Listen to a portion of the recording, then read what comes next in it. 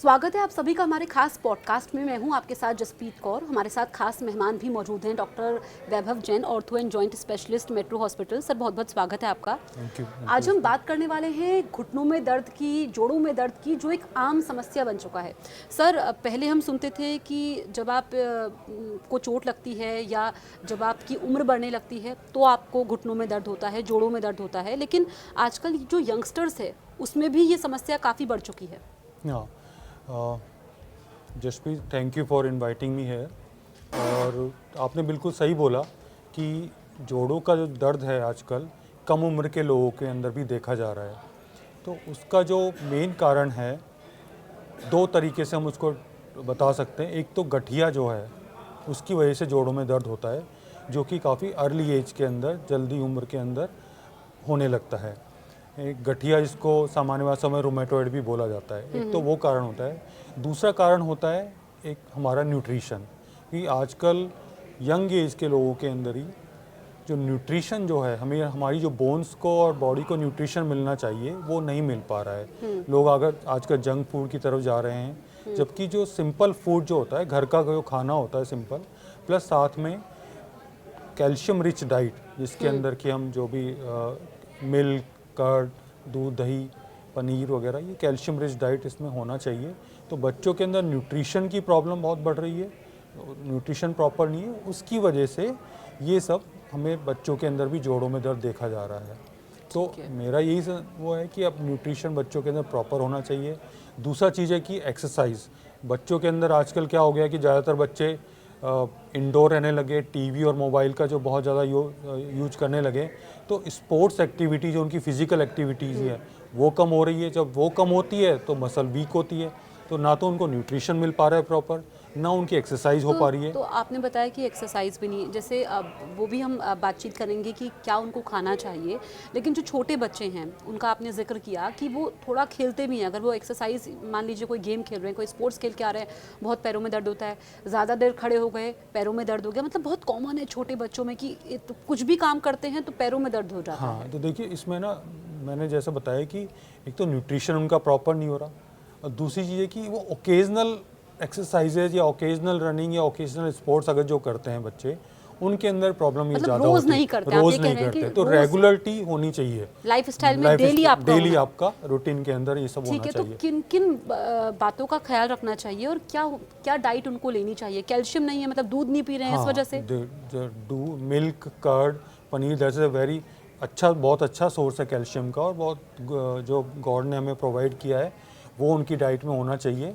Junk foods कम से कम होने चाहिए, जो कि ट्रांस फैट होता है उसके अंदर, वो बॉडी वेट भी बढ़ाता है, और हमारी जो जॉइंट्स के ऊपर है वो भी एक एडवर्स इफेक्ट डालता है जॉइंट्स के तो ऊपर। जो लोग, ये भी कहा जाता है कि अगर आप नॉनवेज खाते हैं तो आपके घुटने ठीक रहते हैं, क्योंकि अगर आप नॉनवेज नहीं खाते हैं, आप वेजिटेरियन हैं, तो उनको दिक्कत ज़्यादा होती है। क्या ऐसा है?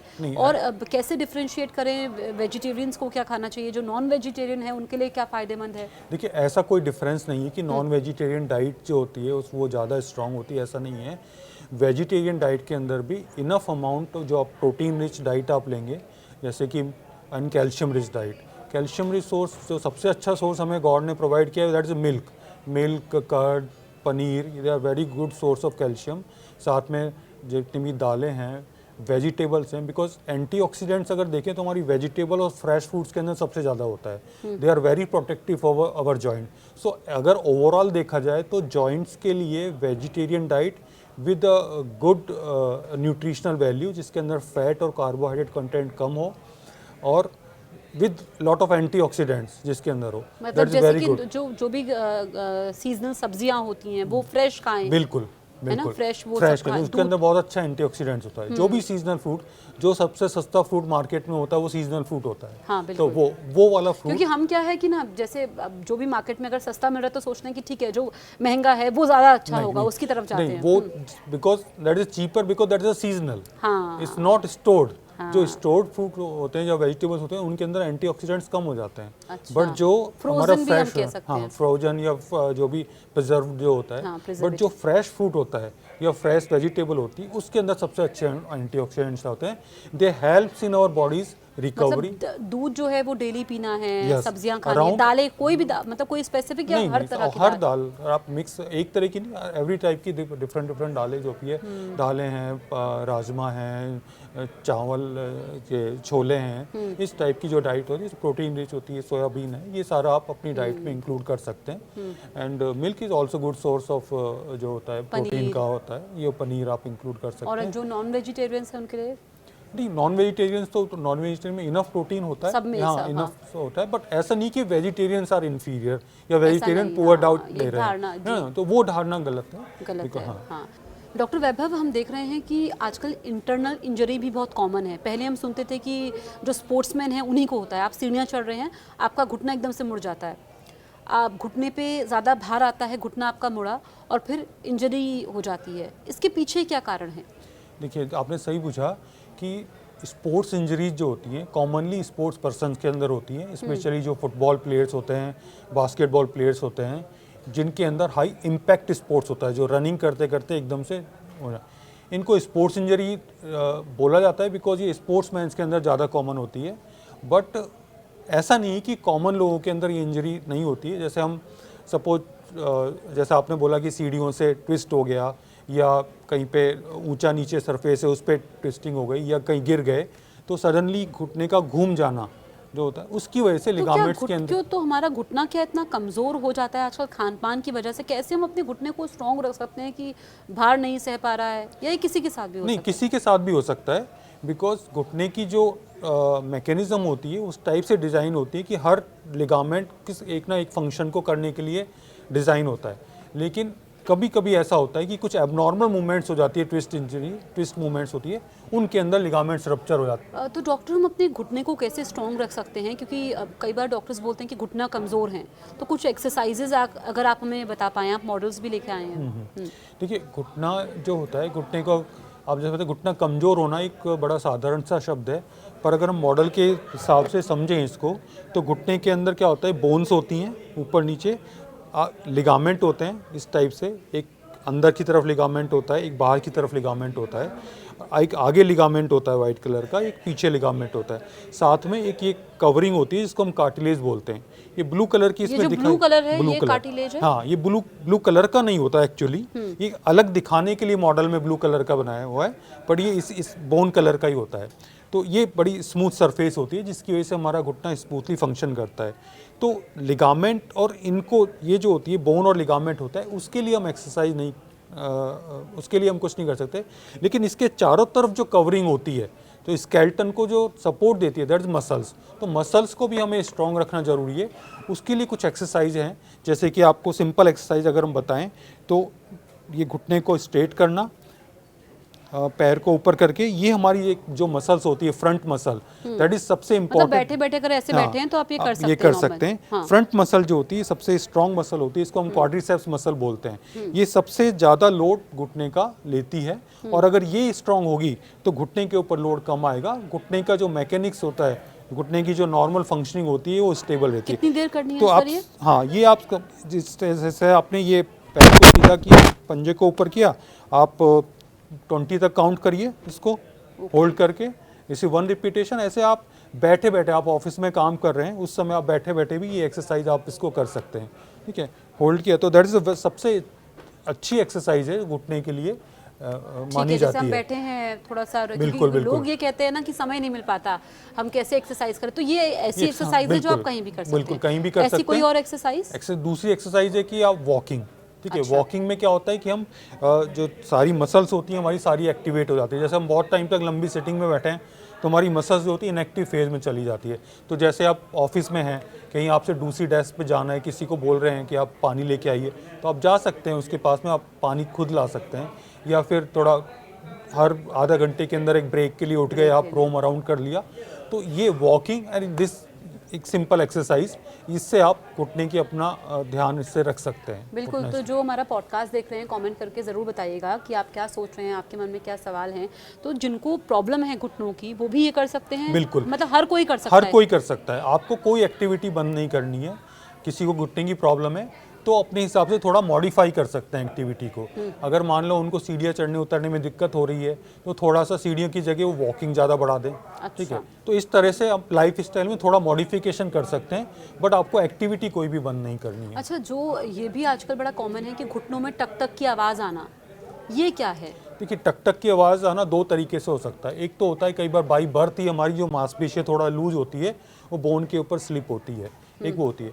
तो टक टक की आवाज़ आना में दो तरह से, अगर वो दर्द के साथ आ रही है और दर्द के बिना आ रही है। अगर दर्द के बिना आ रही है तो ऐसा कोई घबराने की बात नहीं है, वो बाई बर्थ ही हमारी थोड़ी मांसपेशियाँ लूज होती हैं, उसकी वजह से थोड़ा बोन के ऊपर फिसलती है, उसकी वजह से आवाज़ आती है। अगर दर्द के साथ वो आवाज़ आ रही है तो आपको एक बार, इसका मतलब है कि आपको घुटने में कहीं ना कहीं थोड़ा सा फ्रिक्शन क्रिएट हो रहा है। मतलब नॉर्मली ये होता है कि सीढ़ियाँ उतर रहे हैं तब आ रही है, या मतलब खासकर सीढ़ी चढ़ते उतरते वक्त ज़्यादा महसूस होता है? पर मैंने ऐसे बताया कि वो दर्द के साथ आ रही है या दर्द के बिना आ रही है। अच्छा, अगर आपको टक टक की आवाज़ आ रही है लेकिन आपको उसमें दर्द भी हो रहा है या नहीं हो रहा, दर्द हो रहा है तो प्रॉब्लम है। दर्द हो रहा है तो अब ये जरूर है कि आपके घुटने के अंदर कहीं ना कहीं कोई फ्रिक्शन कंपोनेंट आ गया है, तो उसके लिए आपको थोड़ा सा एक बार स्पेशलिस्ट से मिलना चाहिए, या आप थोड़ा सा एक्सरसाइज आप अपना इम्प्रूव करें, लाइफ स्टाइल में थोड़ा चेंज करें। वो सब करने से कई बार ये आवाज़ गायब हो जाती है। अच्छा, मतलब लाइफस्टाइल वही खान पान थोड़ा बेसिक सा सी चीजें हैं activity, जिसको हम फॉलो नहीं बिल्कुल, करते हैं। बिल्कुल, मतलब बिल्कुल, आजकल activity। क्योंकि हर काम जो है आप दूसरों पे निर्भर हो जाते हैं, इतनी सारी वही, साइड से है ना, हाँ, फिजिकल बिल्कुल, एक्टिविटीज फिजिकल एक्टिविटी बिल्कुल है, फिजिकल एक्टिविटी बढ़ाना मतलब चाहिए। सारी चीजों का मुझे लगता है जो क्रक्स है वो फिजिकल एक्टिविटी। फिजिकल एक्टिविटी जिससे कि देखिए हमारी बॉडी के अंदर जितनी भी मसल्स है, हर मसल का एक फंक्शन भगवान गॉड ने बना के दिया है। हाँ। ठीक है, तो हमें जब भी अब जो भी एक्टिविटी आप करेंगे उसके अंदर वो मसल की एक्टिविटी रहेगी, मसल अपनी रिदम में रहेगी। और अगर आप एक्टिविटी नहीं करेंगी तो मसल्स क्या होती है कि बहुत जल्दी रेस्ट पोजीशन में चली जाती है, और जब भी आप उस एक्टिविटी को दोबारा कुछ दिन बाद करेंगे तो पेन करती है। अच्छा, ये भी हम देखते हैं कि महिलाओं में ये दिक्कत ज़्यादा हो रही है, घुटनों में दर्द और जो इंटरनल इंजरी है, ऐसा क्यों? क्योंकि फीमेल्स के अंदर ये दिक्कत इसलिए ज़्यादा होती है कि फीमेल्स की जो बॉडी है और जो हार्मोन स्ट्रक्चर इस टाइप का बना हुआ है कि स्पेशली जब उनका अराउंड 45-50 के बीच में जब उनका मीनोपॉज का टाइम चालू होता है, उस समय हार्मोनल चेंजेस बहुत ज़्यादा होते हैं बॉडी के अंदर, और हार्मोनल चेंजेस होने की वजह से बॉडी के अंदर कैल्शियम का एब्जॉर्प्शन कम होता है और बोन्स वीक होती हैं। एक तो ये कारण है।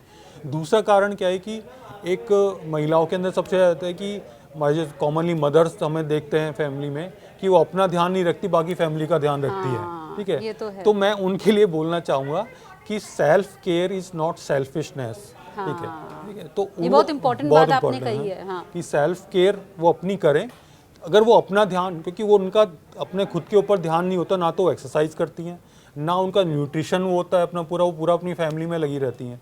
तो एक तो उनका न्यूट्रिशन भी पुअर होता है, दूसरा जब वो मीनोपॉज के आसपास आने तो हार्मोनल चेंजेस की वजह से कैल्शियम एकदम से एब्जॉर्प्शन कम होता है, बॉडी के अंदर कैल्शियम कम होता है बोन्स में। तो दैट्स वाई कि फीमेल्स के अंदर अराउंड 45-50 के बाद में जो अच्छा न्यूट्रिशन प्रॉपर नहीं है तो उनके अंदर जोड़ों की समस्या ज़्यादा बढ़ जाती है, बिकॉज हड्डियाँ कमज़ोर होती हैं और न्यूट्रिशन प्रॉपर हुआ नहीं, एक्सरसाइज उन्होंने की नहीं कभी। तो उनको ज़्यादा ये तो उनको ये ज़्यादा प्रॉब्लम होने मतलब उनको लगती है। अपनी केयर वही जो आपने प्रोसेस बताया जो बच्चों को करना है वही बड़ों को भी करना है। ये अच्छा। बिकॉज इससे कंटिन्यू, ये जो न्यूट्रिशन वाला प्रोसेस है वो कंटिन्यूस प्रोसेस है। ठीक है। अच्छा, महिलाओं की और जो ओल्ड एज में है, चाहे पुरुष हो या महिला हो, उसमें भी महिलाओं में ज़्यादा है कि आपके जो घुटने की गैपिंग है वो कम होती है, क्योंकि वो जो टिश्यू होता है हाँ, जो बिल्कुल कमज़ोर हो जाता है। तो फिर नी रिप्लेसमेंट डॉक्टर बोलते हैं, महिलाएं जो खासकर घर में बुजुर्ग हैं वो बोलते हैं डॉक्टर के पास हम नहीं जाएंगे, वो नी रिप्लेसमेंट बोल देंगे। नहीं ऐसा है, देखिए बॉडी एक लिविंग ऑर्गन है, और बॉडी के ऊपर जैसे मैंने पहले बताया कि नी के ऊपर कवरिंग होती है, इसको हम कार्टिलेज बोलते हैं, बीच के अंदर कुशन्स होते हैं, इसको मेनिस्कस बोलते हैं। ठीक है, तो ये कार्टिलेज, मेनिस्कस, लिगामेंट सब जब तक नॉर्मल फंक्शनिंग करेंगे तब तक हमारा नी नॉर्मल होता है। बट ये कार्टिलेज जो होती है वो एक बार ही बनती है, जब हम पैदा होते हैं उस समय बनती है। उसके बाद थोड़ा बहुत वियर एंड टियर होता है, बॉडी इसको रिपेयर करती है, बिकॉज बॉडी लिविंग ऑर्गन है, वो थोड़ा थोड़ा रिपेयर की करती रहती है। एक स्टेज ऐसी आती है कि बॉडी कार्टिलेज में इतना ज़्यादा वियर एंड टियर होता है कि बॉडी इसको रिपेयर ही नहीं कर पाती है। जब बॉडी बिल्कुल रिपेयर नहीं कर पाती है तो फ्रिक्शन स्टार्ट हो जाता है। कैसे, जैसे अगर हम दूसरा मॉडल देखें तो इसके अंदर क्या होता है, जैसे आप रेड वाला हिस्सा देख रहे हैं इसके अंदर, तो इसमें क्या है, जो ब्लू ग्लिसनिंग था वो चला गया, रेड हिस्सा जो रफ बोन का निकल के आ गया। तो जब ये रफ बोन आती है तो बोन फ्रिक्शन करती है और पेन क्रिएट होता है। तो ये कारण होता है, ये this is normal wear and tear. जैसे हमारे बाल सफ़ेद होते हैं ऐसे बॉडी के अंदर वियर नहीं एंड तो टीयर। ये भी सुनते हैं कि जो पहले के ज़माने के लोग थे उनके तो इतने ऑपरेशंस नहीं होते थे। आजकल घुटनों का ऑपरेशन एक आम बात है कि आप डॉक्टर के पास जा रहे हो, वो कहते हैं कि नी रिप्लेसमेंट है। तो आजकल क्या इतना ज़्यादा क्यों ऑपरेशंस हो रहे हैं? हाँ, दो चीज़ें हैं इसके अंदर मैं बताना चाहूँगा। पहले तो कि जो थोड़ा सा पुराना टाइम था, आज से अगर 20 साल पहले देखें, उस समय लोगों की फिजिकल एक्टिविटीज़ ज़्यादा थी, क्योंकि वॉक ये हम करते बोल रहे थे, हैं। साइकिलिंग करते थे।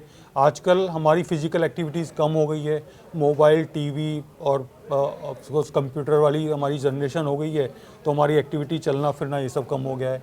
दूसरा, न्यूट्रिशन, जितना न्यूट्रिशन जो होम बाउंड फूड था वो हम लेते थे, अच्छा जो घर का मिल्क, दूध वगैरह सब लेते थे। घी भी अच्छा होता है। हाँ, अगर सर्टेन लिमिट में लिया जाए तो वो भी अच्छा होता है। तो वो भी हमारा न्यूट्रिशन भी पुअर हुआ है, क्योंकि आजकल हम जंक फूड हैं या फिर जो अडल्ट्रेटेड फूड आता है वो भी आ रहा है।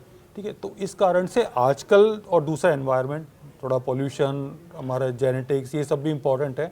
इसकी वजह से नी की समस्या तो ज़्यादा हो रही है, बट दूसरी चीज़ है कि नी रिप्लेसमेंट ज़्यादा क्यों हो रहे हैं, इसका एक ये भी रीज़न है कि अब अवेयरनेस भी बहुत बढ़ गई है। लोग अवेयर भी हो रहे हैं उनकी प्रॉब्लम्स के जाने के लिए, तो डॉक्टर के पास जाते भी हैं। पहले ही थे कि कुछ होता भी था, पहले मान लो 10 में से एक जने को होता था तो इतना वो नहीं किया, बट अब जो है कि इसका जो इंसिडेंस है वो काफ़ी बढ़ गई है। मतलब आप ये कह रहे हैं कि क्योंकि फिजिकल एक्टिविटी कम है, लोग लेथार्जिक ज़्यादा हो गए हैं, इस बिल्कुल। वजह से जो है ये ऑपरेशंस भी ज़्यादा हो रहे हैं, ये आप कह रहे ऑपरेशन भी ज़्यादा हैं। है। तो अच्छा, नी रिप्लेसमेंट जो आम भाषा में हम समझते हैं घुटना बदल जाएगा, ऐसा है क्या नी रिप्लेसमेंट? नी रिप्लेसमेंट जो होता है ये एक एंड स्टेज नी डिजीज़ के लिए किया जाता है। सपोज हमारी जैसे कार्टिलेज पूरी वियर आउट हो गई है और बोन बिल्कुल एकदम फ्रिक्शन कर रही है एक दूसरे के ऊपर, पेशेंट, मरीज का बिल्कुल ही चलना फिरना मुश्किल हो गया है, वो अपना 100-200 कदम भी नहीं चल पाता, कॉमन भाषा में बोलेंगे अपनी डेली एक्टिविटी भी नहीं कर पाता, उसको वॉशरूम जाना है उसके लिए भी परेशान होता है नी के अंदर। तो उसका मतलब है कि इसकी ये कार्टिलेज पूरी घिस गई है, उनके घुटने टेढ़े हो जाते हैं इस टाइप से, जैसे कोई को देखा होगा आपने, ऐसे बिल्कुल घुटने मुड़े हुए रहते हैं। ठीक है, तो उसमें क्या है कि घुटना, बिकॉज कार्टिलेज घिसने की वजह से घुटने का अलाइनमेंट जो सीधा होता है वो इस टाइप से टेढ़ा हो जाता है। तो जब टेढ़ा होता है, फ्रिक्शन डेवलप होता है, तो एक तरह से मैकेनिकल प्रॉब्लम डेवलप हो जाती है। तो मैकेनिकल प्रॉब्लम डेवलप होने की वजह से हम उसको नी रीसर्फेसिंग करते हैं। तो नी रिप्लेसमेंट एक्चुअली एक मिसनॉमर है जो काफ़ी टाइम से चला आ रहा है। ठीक है, इसमें रिप्लेस कुछ भी नहीं करते हैं। जैसे दांतों के ऊपर हम कैप लगाते हैं, भाई दांतों में दर्द हुआ, RCT करके डॉक्टर वो कैप लगा देता है, उसी तरह से नी के ऊपर कैप लगा दी जाती है। जैसे नी को थोड़ा सा रिशेप करके उसके ऊपर एक कैप बैठा दी जाती है, इसी तरह से नीचे कैप बैठा दी जाती है, जिससे क्या होता है कि हमारा जो फ्रिक्शन कंपोनेंट है, बेसिकली आपका जो मैकेनिकल फोर्स जो होता है, जो फ्रिक्शन फोर्स डेवलप हो गया है, उसको हमें अवॉइड करना है। तो उसके लिए कैप लगा करके अच्छा, मतलब नी रिप्लेसमेंट में कैपिंग होती है, दांतों कैपिंग की होती जैसे है, कैपिंग होती है उस वैसी नी टाइप की की। कैपिंग हाँ, होती इट्स है। नॉट कि हमने नी को पूरा नी निकाल करके नया नी लगा दिया, ऐसा नहीं है, ऐसा नहीं है। ऐसा हाँ, नहीं बहुत है। लोग इसमें कंफ्यूज होते हैं, हाँ। आपने बहुत इंपॉर्टेंट बात बताई है। अच्छा, लोग खर्चा कितना होता है, क्योंकि अब एक आम आदमी इतना खर्चा कि जाएंगे तो अगर वो ऑपरेशन के लिए राज़ी भी हो जाए तो खर्च कई बार जो होता है वो आपके बस से बाहर होता है कि आप इतना खर्च नहीं कर सकते हैं, इस वजह से भी लोग सर्जरीज नहीं करवाते हैं। तो जैसे खर्च की बात करें इसके अंदर, तो नी रिप्लेसमेंट सर्जरी अब काफ़ी अफोर्डेबल हो गई है पहले की तुलना में, क्योंकि गवर्नमेंट ने कुछ नी के जो इम्प्लांट्स थे उनकी भी काफ़ी सब्सिडी करके उनको आम लोगों के लिए उसको मुहैया कराया है। अगर हम ऑन एन एवरेज बात करें तो ज़्यादातर आजकल हॉस्पिटल्स के अंदर क्या होता है कि लोगों के इंश्योरेंस वगैरह होते हैं, उसके अंदर ये सर्जरी कॉमनली कवर होती है। किसी को अपनी पॉकेट से भी खर्च करना पड़ता है, तो अराउंड गवर्नमेंट ने जो रेट डिसाइड किए उसके अनुसार करीब 2 लाख के आसपास ये सर्जरी कम्प्लीटली हॉस्पिटल्स के अंदर हो जाती है, एक साइड, हाँ, एक साइड की। ठीक है, तो ये कॉमनली होता है इसके अंदर। बाकी ये कि गवर्नमेंट ने बहुत सारे फैसिलिटी दी हुई है आजकल, काफ़ी सारे पैनल्स हैं, गवर्नमेंट पैनल्स हैं, CGHS हैं, और सेंट्रल गवर्नमेंट एम्प्लॉयज़ के लिए, आर्मी एम्प्लॉयज़ के लिए बहुत सारे पैनल, उसमें सारी जो सर्जरी है वो गवर्नमेंट ने फ्री ऑफ कॉस्ट प्रोवाइड की हुई है। ठीक है। अच्छा, जैसी सर्दियाँ आती हैं, मौसम बदलता है, जोड़ों में दर्द की समस्या बहुत आम हो जाती है, ये क्यों होता है? ये आपने बिल्कुल अच्छा सवाल पूछा कि अब जैसे स्पेशली जो ह्यूमिड एंड कोल्ड वेदर, ये जो वेदर होता है वो जोड़ों के के लिए सबसे ख़राब वेदर माना जाता है, क्योंकि इसमें सडनली जो लोग होते हैं उनमें जोड़ों में दर्द और स्टिफनेस बढ़ जाती है। इसके क्या कारण है? इसके 3 कारण मैं मेनली बताऊंगा। एक तो एनवायरमेंटल जो प्रेशर होता है हमारा, एटमॉस्फेरिक प्रेशर, वो चेंज होता है कि कोल्ड जो वेदर होता है, जो वो होता है उसके अंदर कोल्ड जितनी भी विंड होती है उसका प्रेशर ज़्यादा होता है, तो वो जॉइंट्स के ऊपर एक प्रेशर क्रिएट करता है एक्सटर्नली। उसकी वजह से क्या होता है हमारे जो, और दूसरा कारण ये होता है जो जॉइंट का जो फ्लूइड होता है वो कोल्ड वेदर के अंदर या ह्यूमिड वेदर के अंदर थोड़ा थिक हो जाता है, ठीक है। तीसरा कारण क्या होता है कि आपने देखा होता है कि जैसे ठंड आती है तो हम हाथ हमारे थोड़े से नीले पड़ जाते हैं, सिकुड़ जाते हैं, तो इसका मतलब क्या है कि जो ब्लड सप्लाई होती है ऑर्गन्स की या जोड़ों की वो कम हो जाती है, क्योंकि जो ब्लड की जो नलियाँ होती है वो सिकुड़ जाती है। तो इस वजह से ये 3 कारण होते हैं। एक तो जॉइंट जो होता है उसकी ब्लड सप्लाई कम हो गई, दूसरा उसका फ्लूइड जो होता है जॉइंट का फ्लूइड वो थिक हो जाता है कोल्ड वेदर की वजह से, तीसरा हमारा जो एटमॉस्फेयर प्रेशर होता है वो बढ़ जाता है विंटर्स के अंदर, वो जोड़्स के ऊपर प्रेशर डालता है। तो ये 3 कारण की वजह से विंटर्स के अंदर और ह्यूमिड वेदर में स्पेशली जॉइंट्स के अंदर प्रेशर बढ़ने की वजह से पेन और स्टिफनेस बढ़ जाता है। ये मेन कारण होता है इसका। अगर हम बात करें कि इसको आप कैसे करें, चौथा कारण एक और है जो इसमें ऐड ऑन कर सकते हैं कि लोग थोड़ा सा ठंडा वेदर आते ही और ह्यूमिड वेदर आते अपनी फिजिकल एक्टिविटीज़ भी कम कर देते हैं। अच्छा, तो मतलब ये है कि ठंड भी अगर है तो हमें फिजिकल एक्टिविटी करनी चाहिए, हाँ, कम नहीं तो क्योंकि वो इस स्टिफनेस में वो नई फिजिकल एक्टिविटी नहीं करना उसमें ऐड ऑन कर देता हाँ, है। मतलब वो यूँ आराम करो, ऐसे बिस्तर में बैठ जाओ, रजाई में बैठ जाओ आप, ये सब तो आप एक्टिविटीज़ को इसको रेगुलर रखें, रेगुलर रखना है। और क्या खान पान का ख्याल रखना है उस समय, क्या डाइट सही रहेगी? हाँ, डाइट आप उसमें कुछ भी ले सकते हैं, स्पेशली जैसे मैंने बोला कि एंटीऑक्सीडेंट रिच डाइट जो होती है वो आपको उसमें लेना चाहिए, जिससे कि बॉडी, जिसमें फ्रेश फ्रूट्स वेजिटेबल्स की हमने बात करी थी वो आप ले सकते हैं। जंक फूड्स को अवॉइड करना चाहिए, मतलब सार यही है कि जंक फूड नहीं लेना है, जिस पे हम काफी डिपेंडेंट हो गए। ओकेजनली इट्स ओके, मतलब कि आपने कभी कभी ले लिया हो, रेगुलर उसको नहीं लेना चाहिए, ठीक है। हाँ, और एंटीऑक्सीडेंट रिच डाइट आपको उसमें लेना चाहिए। ठीक है, तो ये आप बहुत ज़रूरी बातें हैं जो मुझे लगता है कि हर घर में जो है आप किसी न किसी अपने करीबी को ये सब सारी समस्याएं देखते हैं। अच्छा, एसी का इस्तेमाल हम लोग करते हैं तो भी कई लोग एसी में नहीं सोते हैं, तो ज़्यादा एसी अगर पूरी रात चल रहा है तो भी पैरों में दर्द होता है। बिल्कुल, जैसे मैंने बताया कि कोल्ड वेदर के अंदर स्टिफनेस बढ़ जाती है, तो सेम इफेक्ट हमारी बॉडी में एयर कंडीशन। तो क्या उसका लॉन्ग रन भी, क्योंकि ये क्या ये मिथ है कि ज़्यादा एसी में सोने से लॉन्ग रन में आपके घुटने जो हैं वो खराब हो सकते हैं? नहीं, ऐसा एसी घुटने खराब नहीं करता, बट ऑफ कोर्स एसी करने से, यूज करने से हमारे जॉइंट की स्टिफनेस होगी तो आप सोचेंगे कि मैं एक्सरसाइज ना करूं, मैं ना चलूं, वॉकिंग नहीं करूं, ठीक है। तो उससे क्या होता है कि हम उसको एडवर्स इफेक्ट डाल रहे हैं। तो हमारी इन टर्म क्या होगी, जैसा अगर हम एक्टिविटी बंद करेंगे हमारी मसल वीक होने लगेंगी, ठीक है। तो वो एक तरह का एक उल्टा इफेक्ट हमारे जोड़ों के ऊपर क्रिएट हो जाता है। तो आप एसी वगैरह यूज करते हैं, वो दैट अब गर्मी होती है तो करते ही हैं हम लोग, तो एक तो आप उसको लिमिटेड टाइम के लिए यूज करें, और दूसरी चीज़ है कि उसके बाद में अगर आपके जोड़ों में स्टिफनेस हुई है तो आप अपने आप को रोके नहीं, आप फिजिकल एक्टिविटीज़ करें, घूमें, वॉक बढ़ा दें अपनी, उससे वो हेल्पफुल होता है। मतलब हाँ, अगर आप कुछ नहीं कर रहे हैं तो वॉक भी फायदेमंद है। आधा घंटा ऐसे, हाँ, एटलीस्ट 30 मिनट एक डे आपको वॉक करनी चाहिए। 30 मिनट वॉक आपकी बॉडी के लिए, जॉइंट्स के लिए, आपके पूरे बॉडी सिस्टम के लिए, हार्ट के लिए बहुत ही यूज़फुल है। स्पेशली आप ब्रिस्क वॉक करेंगे तो बहुत अच्छा है। हमारी WHO भी इसको रिकमेंड करता है कि 30 मिनट ब्रिस्क वॉकिंग डेली आपको करना चाहिए। बहुत बीमारियों को आप दूर रख सकते हैं। बहुत बीमारियों को आप दूर रख सकते हैं। जैसे हम बोलते हैं कि वॉकिंग मतलब इंसान चलता फिरता रहे तो सब ठीक रहता है। सब ठीक रहता है, हाँ। तो ये बहुत ज़रूरी है, छोटी छोटी बातें हैं जिसको हम इग्नोर करते हैं। बिल्कुल बिल्कुल, हमें लगता है कि इससे क्या होगा, मतलब बहुत। और कहीं ना कहीं हम देखते हैं कि हमारे जो मतलब एंसेस्टर्स हैं, बुजुर्ग हैं, वो शायद आज हम जब उनको पीछे से देखते हैं तो शायद ये जो हम जो आज सोच रहे हैं कि लाइफस्टाइल हमें बतानी पड़ रही है लोगों को, वो अपनी लाइफस्टाइल में फॉलो ही करते थे इन चीज़ों को। पहले ना एयर कंडीशन होता था, खूब चलते थे वो, खूब साइकिल चलाते थे। बिल्कुल। अच्छा, ये भी हम देख रहे हैं कि ये तो है, लेकिन हालांकि रेशियो बहुत कम है कि आप बिल्कुल फिट हैं, एक्सरसाइज कर रहे हैं, आप सब कुछ है, फिर भी आपको ये प्रॉब्लम हो जा रही है, तो उसके पीछे क्या कारण है? देखिए कई उसमें और भी कई, जैसे अगर आप वैसे फिट हैं, एक्सरसाइज भी कर रहे हैं, रेगुलर हैं, कहीं ना कहीं जैसे मैंने बताया ना कि ये कंटिन्यूस प्रोसेस है।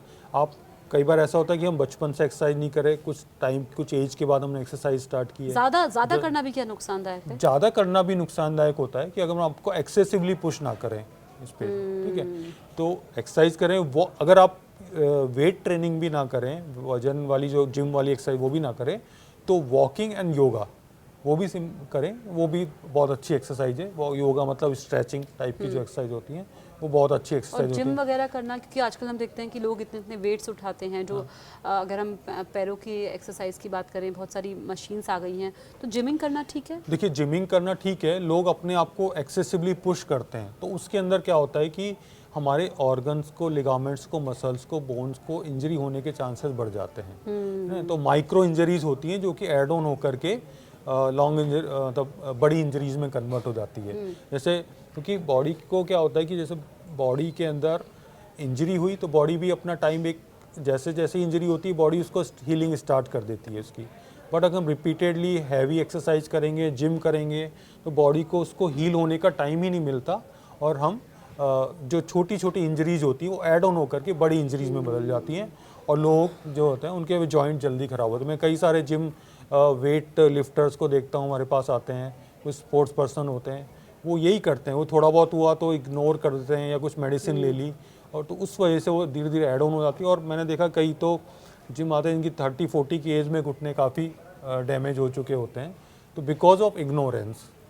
आखिरी दो सवाल मेरे आपसे रहेंगे कि इसमें जैसे आपने बताया कि घुटने जो 30 की एज है, 40 की एज में भी हम देख रहे हैं घुटने डैमेज होते हैं, कि आप चल रहे हो, अचानक से आपके घुटनों में आवाज़ आई जिसका हमने जिक्र किया, और फिर आप गिर गए और आप उठ ही नहीं पा रहे हो, ये भी प्रॉब्लम बहुत कॉमन है? ये भी कॉमन है। इसमें जैसे आपने बताया कि एक जिस टाइप की आपने सिचुएशन बताई, ये ज़्यादातर लिगामेंट इंजरीज के अंदर होती है ना, या तो फ्रैक्चर्स होते हैं या लिगामेंट इंजरी के अंदर।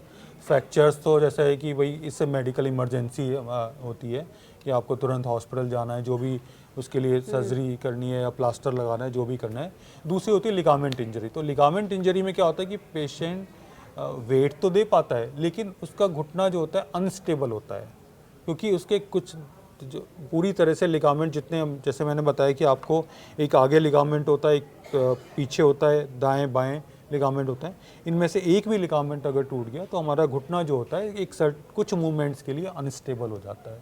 जब अनस्टेबल हो जाता है तो मरीज को चलने में दिक्कत होती है, जैसे किसी को सीढ़ियाँ चढ़ने में दिक्कत होती है, किसी को सीढ़ियाँ उतरने में दिक्कत होती है।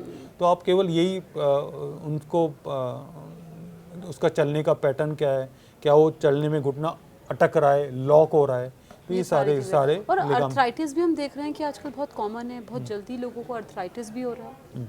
आर्थराइटिस आपने सही पूछा। आर्थराइटिस का जो अगर हम उसको इस नाम को अगर हम ब्रेक करें तो आर्थरो और आइटिस। आर्थरो का मतलब होता है जॉइंट, जो कि एक लैटिन वर्ड है। आइटिस का मतलब होता है पेन, ठीक है। तो किसी भी जॉइंट पेन को हम आर्थराइटिस बोल देते हैं। आर्थराइटिस के टाइप कई होते हैं, जैसे एक होता है रोमेटॉइड आर्थराइटिस, इसको हम गठिया बोलते हैं, जो आपने जिक्र किया था। जो तो गठिया कैसे, ऐसे किसी को भी ऐसे? गठिया जो होता है एक ऑटो इम्यून फिनोमेना होता है बेसिकली। ऑटो इम्यून मतलब हमारी बॉडी की इम्यूनिटी हमारे जॉइंट्स के अगेंस्ट से ही काम करने लगती है, ठीक है। ये बाई बर्थ भी होता है। हमारी जो कई बार जेनेटिक्स के साथ प्रोपेगेट करता है कि मदर को है तो बच्चों में आ जाता है, या फादर को है तो बच्चों में आ जाता है। दूसरा किसी को ऐसा भी हो जाता है। कोविड के बाद भी काफ़ी लोगों के अंदर इम्यूनोलॉजिकल चेंजेस हुए हैं, तो उसकी वजह से भी गठिया आजकल काफ़ी लोगों में देखा जा रहा है। वही सब कुछ लाइफ स्टाइल है, सब कुछ क्योंकि गठिया जो है, गठिया थोड़ा सा डिफरेंट तरीके से ट्रीट किया जाता है। गठिया जब हमारी इम्यूनिटी हमारे अगेंस्ट में काम करने लगती है तो कुछ दवाइयाँ होती है जो इम्यूनिटी को रोकने के लिए हमें दी जाती हैं। तो उसके अगर इस टाइप की सिचुएशन है तो आपको अर्ली से अर्ली डॉक्टर से मिलना चाहिए, क्योंकि अगर हम उसको कंट्रोल नहीं करेंगे तो आगे जाके शरीर के सारे जोड़ों को ख़राब कर देगा। अच्छा, एक सवाल और इसमें आया कि जैसे हमने सर्जरीज की बात की, आपने बताया कि ट्रीट करना चाहिए। कई बार ये होता है कि ऑपरेशन के बाद भी सक्सेस नहीं है, मतलब फिर से पैरों में दर्द है, आपने जिस चीज़, चाहे आपने नी रिप्लेसमेंट किया हो या कोई और आपने सर्जरी करवाई हो, तो फिर भी दर्द है, प्रॉब्लम सॉल्व नहीं होती, ऐसा भी होता है? नहीं, ऐसा नहीं होता। देखिए, और सर्जरी जो होती है वो हम किसी की लाइफ में बेटरमेंट के लिए करते हैं कि भाई उसकी जो अभी कंडीशन है उससे कहीं ज़्यादा इम्प्रूव उसकी कंडीशन हो जाए। पेशेंट अभी चल नहीं पा रहा, वो चलने लगे, ठीक है। तो नी रिप्लेसमेंट या सर्जरी जो है ये आई थिंक इस विश्व की और इस सदी की सबसे सक्सेसफुल सर्जरियों में मानी जाती है, नी रिप्लेसमेंट और हिप रिप्लेसमेंट। और कोई भी सर्जरी मेडिकल साइंस में सक्सेसफुल मानी जाती है जब उसकी कॉम्प्लिकेशन या उसकी रेट जो होती है 1% से कम होती है। तो नी रिप्लेसमेंट की सक्सेस रेट है ऑलमोस्ट 99.99%। मतलब वो कुछ और फैक्टर्स भी होते कुछ होंगे और जो- फैक्टर्स होते हैं ठीक है, जो कि ठीक भाई है, हम नी रिप्लेसमेंट हो गया, उसके बाद में हमारी क्या मसल्स जो है वो उसको सपोर्ट कर रही हैं, नहीं कर पा रही। तो वॉकिंग बहुत इंपॉर्टेंट, वॉकिंग एंड एक्सरसाइज। तो नी रिप्लेसमेंट भी हम कर रहे हैं। ये नी रिप्लेसमेंट इसे लाइफ स्टाइल सर्जरी मानी जाती है कि भाई आप, क्योंकि हम चल नहीं पा रहे इसलिए हम कर रहे हैं। अच्छा। तो उसके बाद चलना जरूरी है, उसके बाद एक्सरसाइज करना जरूरी है, ठीक है। तो केवल हम बैठने के लिए नी रिप्लेसमेंट नहीं कर रहे हैं। बिल्कुल। तो ये बहुत इंपॉर्टेंट, मतलब ये सोचते हैं ना कि सर्जरी हो गई अब थोड़ा चले कम, ऐसा ये नहीं, बिल्कुल। नी तो एक रिप्लेसमेंट सर्जरी टाइम तो के बाद। हाँ, आजकल हम फास्ट ट्रैक करते हैं नी रिप्लेसमेंट सर्जरी के 2 घंटे बाद पेशेंट को चला देते हैं। सेम डे अपना जो भी काम उसको वॉशरूम वगैरह जाना है वो कर लेता है, नेक्स्ट डे हम सीढ़ियाँ चढ़ा देते हैं। तो अब सर्जरी बहुत फास्ट हो गई। मतलब और सीढ़ियाँ चढ़ना भी बहुत फायदेमंद रहता है। हाँ, कोई भी मैंने जैसा बताया कि हर एक्टिविटी के लिए एक मसल डिफाइन की हुई है। आप जो काम रोकेंगे वही मसल्स वीक होने लगती है, ठीक है। मतलब तो आप अगर सारे वॉक का, अगर आपको हमें वॉक का समय नहीं मिल पा रहा है, इतना स्पेस नहीं है, तो उठा जैसे कहते हैं कि सेटअप्स, मतलब कुछ ऐसे वो सब सारी एक चीज़ें आप कर सकते हैं। कर सकते हैं आप, कोई किसी मतलब एक्टिविटी बस का बना। बस आपका बॉडी का जो है वो वर्किंग वो फंक्शनल होना। फंक्शन जो होना हमारे चाहिए। पॉडकास्ट देख रहे हैं डॉक्टर वैभव, बहुत देर से आपको सुन रहे हैं, बहुत ज़रूरी बातें आपने बताई है। मुझे लगता है कि बहुत सारे लोगों की प्रॉब्लम से सॉल्व हो गई होंगी इस पॉडकास्ट के बाद। उनको आप क्या सलाह देना चाहते हैं जो पॉडकास्ट देख रहे हैं हमारा? मेरी यही सलाह है कि देखिए, जॉइंट की समस्या ज़्यादातर जो हमारी प्रॉब्लम्स हो रही हैं जॉइंट की, वो लाइफ स्टाइल रिलेटेड है। हमारी सबसे न्यूट्रिशन और एक्सरसाइजेज, ये 2 चीज़ें बहुत इंपॉर्टेंट हैं। आप अच्छा खाना खाएं, protein rich diet, calcium rich diet लें, जिसके अंदर मिल्क, कर्ड, पनीर जैसे बहुत ही सस्ता सोर्स हमारे चारों तरफ अवेलेबल है, उसको आप लीजिए। साथ में फिज़िकल एक्टिविटी बहुत ज़रूरी है। आप एटलीस्ट 30 मिनट डेली वॉक करें, ठीक है, जब भी आपको। और जैसे मैंने बताया कि एक्सरसाइज मैंने शुरुआत में बताई थी, बैठे बैठे अगर ऑफिस में है वो एक्सरसाइज आप फॉलो करें। ये केवल 3 चीज़ें आप करके अपने जोड़ों का आप काफ़ी हद तक समस्या से बच सकते हैं। फ्यूचर में आपको जोड़ों की समस्या नहीं आए, इसके लिए यही 3 चीज़ों के लिए मैं एडवाइस करूँगा। अच्छा, तो आपने बहुत ज़रूरी बातें बताई है, और कमेंट करके आप ज़रूर बताइएगा आपको हमारा पॉडकास्ट कैसा लगा। डॉक्टर वैभव, आप स्टूडियो में आए, इतनी ज़रूरी बातें आपने बताई, समय निकाला, इसके लिए आपका बहुत बहुत शुक्रिया। Thank you, Yashpreet ji.